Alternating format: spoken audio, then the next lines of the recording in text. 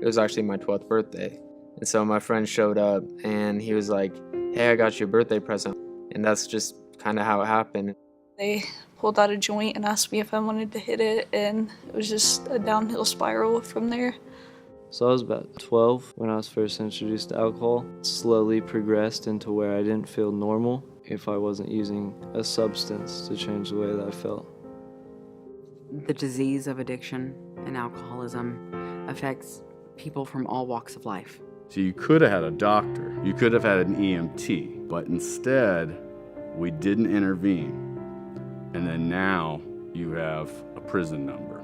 I had to spend 54 days in jail. The 54 days was the longest that I had ever been sober since the age of 12. Yeah, that's when I kind of realized, like, I may end up doing this forever. At that point, I knew it was a problem. Well, they'll get out of treatment and they'll go right back to their high school. And they're right back with their friends that they were with before, and most of them don't stay sober.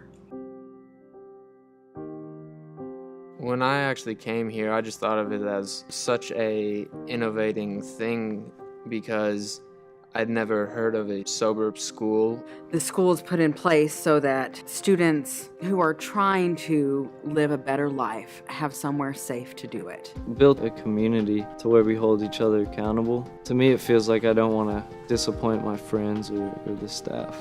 Like, not only does it teach you how to be sober, but like it teaches you how to live life again. It teaches you how to be happy again. They just understand what you're going through. They can sympathize. We meet each student where they're at. We do individualized graduation plans with every single student. You're accepted on what you want to do, not what you have done in the past. I felt welcomed and like I wasn't being judged.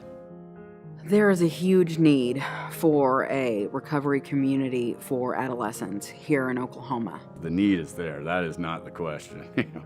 The need is 100% there. If we could get more teachers, because we don't want to lose the special connection that our teachers have with the students with that small student-to-teacher ratio. We've been growing at a rate slightly over 20% year to year, and that's an exponential 20%. The number of students we're adding every year is increasing. So our resources, what we need today is we need to have the funds to be able to hire more teachers, not only to have a bigger space. And that's what we just don't have the resources to do right now. Actually, it was 2 nights ago for the first time I've ever heard my mom say, "I finally feel like I have my son back." And I can notice a positive change in myself. To take what would have been a negative for society and making it an absolute asset for not only themselves, their families, but for their community at large. I get to watch the light come on. I get to watch them wake up to a new world. Like, I know drugs made me feel good at the time, but I was never as happy as I am now, and it's amazing to be able to live again.